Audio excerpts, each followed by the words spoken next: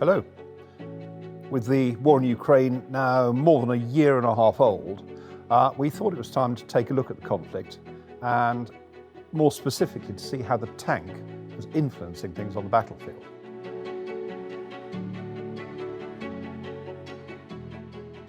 Now, with their stocks of newly supplied military equipment from the West, the Ukrainians are promising an offensive this summer.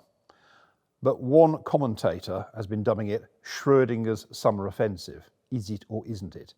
And it appears to be currently tentative at best. We're also seeing that the tank is struggling to assert influence in what has increasingly become a slog dominated by artillery. Putin's special military operation saw the Russian army fought to a standstill, and they'd suffered huge losses in men and material, but they're still in possession a swathe of Ukrainian territory running through the eastern Donbass, right the way down to the coast of the Black Sea.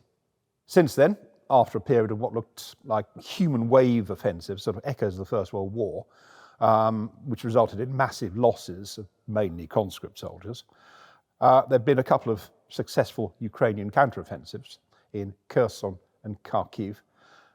And following that, Russian forces have fallen back into a defensive posture behind layered defences, minefields, anti-tank obstacles and barbed wire, what you might call the Surovikin line, after the Russian general who's its main architect. The Ukrainian response has been probing attacks, greater or lesser strength, and they're starting to use some of their Western-supplied military equipment to attempt to break through before the autumn rains and the Rasputitsa, the roadless time, puts an end to the campaigning season. All along, the Ukrainian armed forces, and they're vastly numerically inferior to Russia's, have been appealing, most of the time through their extremely charismatic president, Volodymyr Zelensky, for supplies of modern Western military material. And, after quite a bit of hesitancy, it's begun to arrive. Equipment from the West has so far been enough, we think, to equip up to 15 Ukrainian brigades. And each of those is going to be around about 3,000 personnel and about 200 vehicles of all types. President Zelensky also appealed for 500 modern Western tanks. And he's reportedly received, or been promised, around about 300. And this started with 14 British Challenger 2s, followed by Leopard 2s, M1 Abrams, and the Swedish Stridsvagn 122. And now the latter is actually a homebrew version of the Leopard 2. This is, of course, after a larger inventory of ex-Warsaw Pact armour. And they've had about 400, mainly T-72Ms, and these have been donated by Poland and the Czech Republic for the most part. And that's added to the Ukrainian army's existing stock. Recent development reported in the Western press has been the purchase of 49 ex-Belgian army Leopard 1s by the German government. These had apparently been bought by a Belgian arms dealer, and they will be updated and then supplied to Ukraine. Of the Western supplied tanks the Ukrainians have got, the 62-ton Leopard 2A4 is the most numerous. Now, this is very much a current design. It's got a hard-hitting 120mm smoothbore gun and composite armour, and that provides an excellent degree of protection. Leopard's got a good and effective all-weather fire control system and a laser rangefinder. And the 2A4 is distinguishable from later marks by the vertical-faced turret armour, which by the 2A6, and there are some of those around as well, is a sharply faceted, angled shape. Contrast that with the T-72, the differences are fairly profound. T-72 is 20 tonnes lighter, and it relies on applique explosive reactive armour for its protection. Now, this T-72M doesn't have that, but you can see the typical rounded profile of the average T-tank, effectively. It does have impressive mobility and a very good 125mm gun. And over the years, it's received quite a few upgrades, better fire control system with thermal imaging capability, that sort of thing.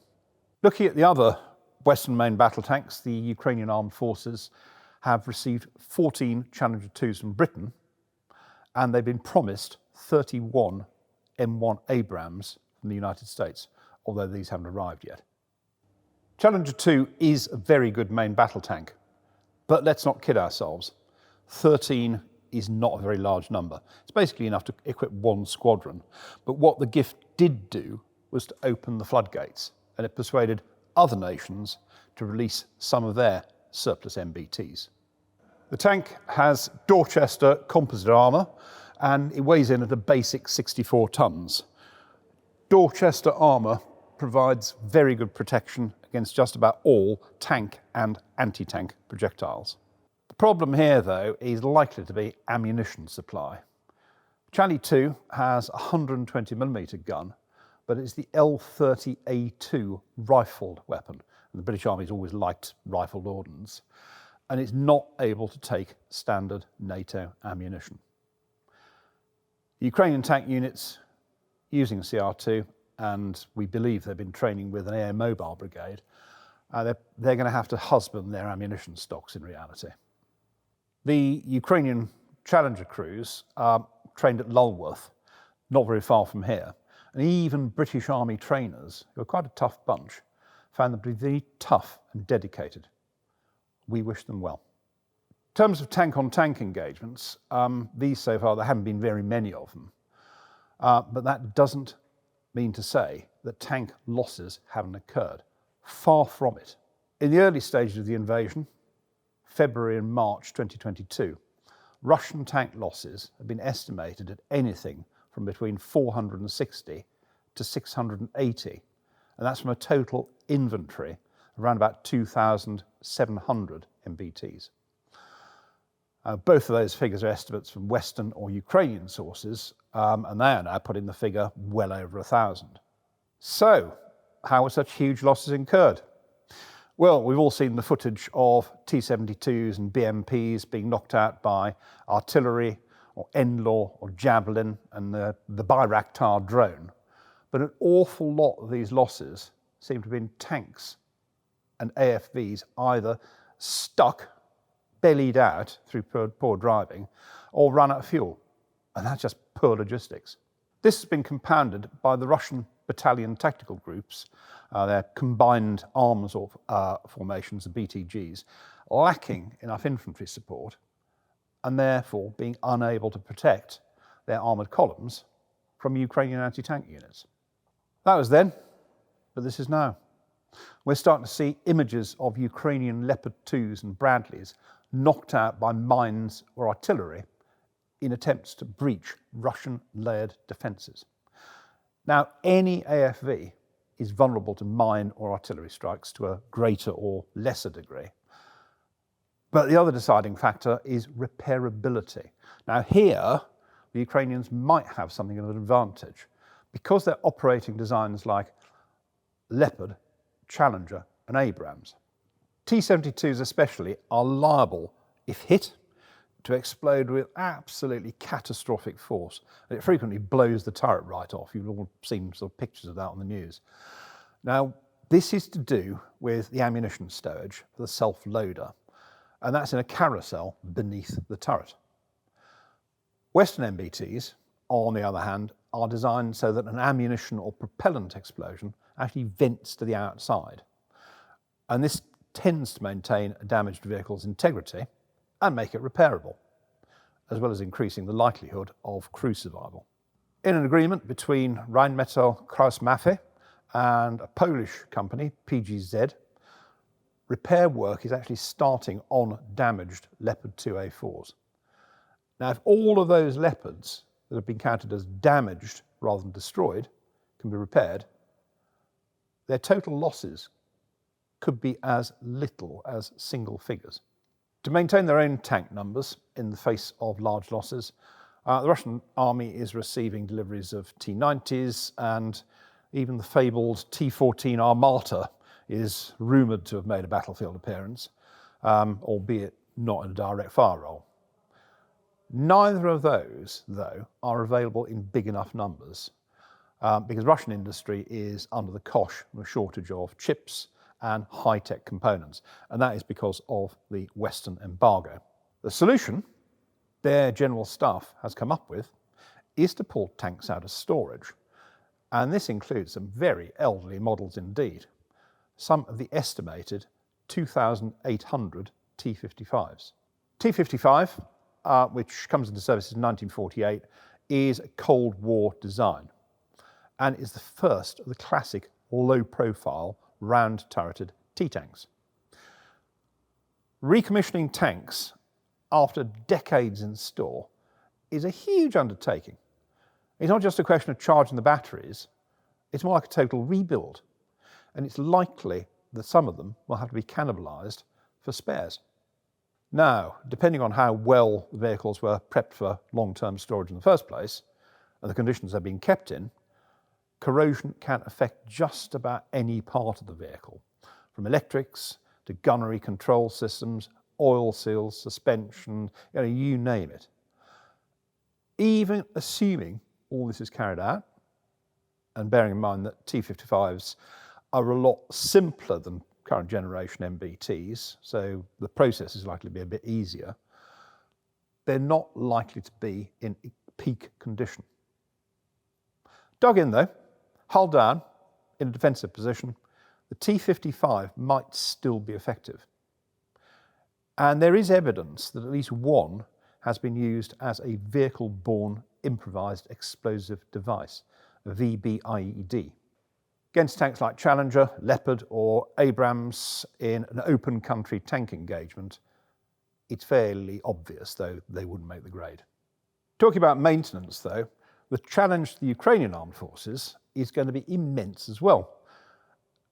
Not just in terms of MBTs, but IFVs like Bradley, Marder, Stryker, range of different and very unfamiliar in some cases artillery pieces, trucks, logistic vehicles. Now the range is huge. Finding trained mechanics and procuring a huge range of spares is going to be a colossal headache. Now, the elephant in the room, the topic we haven't looked at so far, but which is of crucial importance, is artillery. Now, artillery is really of central importance to the Russian, and before that the Soviet, way of war. And it's the primary lethality in deep and close battles. Now, perhaps 70% of Ukrainian casualties so far have been caused by Russian artillery in defensive fighting. And that's the sort of thing that the Russian army is undertaking at present. A brigade grouping is assigned a Brigade Artillery Group, BRAG, and that's 2 battalions of self-propelled howitzers and a battalion of multi-barreled rocket launchers. Use is made of forward observers, unmanned aerial vehicles, artillery locating radars to identify targets. Now, at its most effective, this uses the Strelets reconnaissance fire system to pair tactical intelligence and reconnaissance assets with precision strike artillery, and that gives you real-time targeting. Recce fire uses the 2K25 Krasnopol 152mm laser-guided round, and that is able to inflict accurate strikes on individual buildings or vehicles, although apparently differing terrain and low cloud make it a slightly difficult munition to deploy. It's very likely that, together with mines, Krasnopol was responsible for the losses of Leopard 2s and Bradley IFVs seen in June in an attempt to break through the Russian defences near Robotyne in the Zaporizhzhia region. We've also heard quite a lot about the Lancet range of loitering munitions for precision targeting. Now, the Lancet 3 drone has a 40-minute flight time and it carries a 3-kilogram warhead. According to the Oryx open source intelligence website, over 100 Ukrainian targets have been hit, and these have mostly been self-propelled artillery, but also tanks. Now, the simple fact is that tanks and AFVs are vulnerable to artillery and drone strikes, and that doesn't matter who's operating them. The constant presence of surveillance drones, satellite intel, it's getting just about impossible to hide anything on the modern battlefield.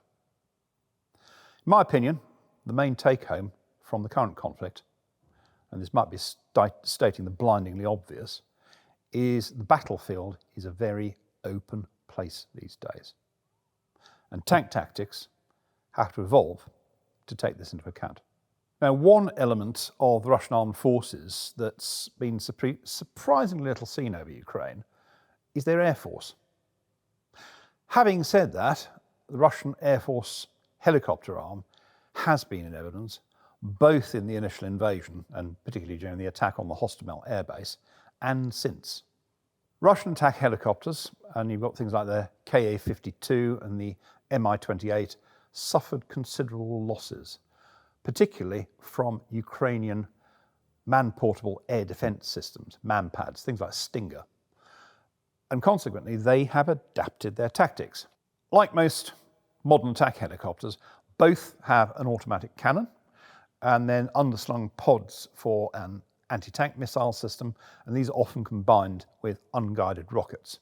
To avoid enemy surface-to-air systems, Russian attack helicopters have adopted what's called the low toss method. And what this means is approaching the firing line low altitude, climbing rapidly, and then firing pods of 120 or 80 mil unguided missiles at a high angle before a rapid descent. And while they're doing that, they're dropping flares as heat traps to ward off heat-seeking missiles. It's not particularly effective or accurate, but it does have the effect of limiting aircraft losses. So, to conclude then, and coming back to the Schrödinger's summer offensive analogy, is it or isn't it? Now, both sides are anticipating a Ukrainian attack, and the Russians are beefing up their layered defences and trying to anticipate where the blow will fall. The Ukrainians are continuing to identify weaknesses, greater and lesser exploratory attacks.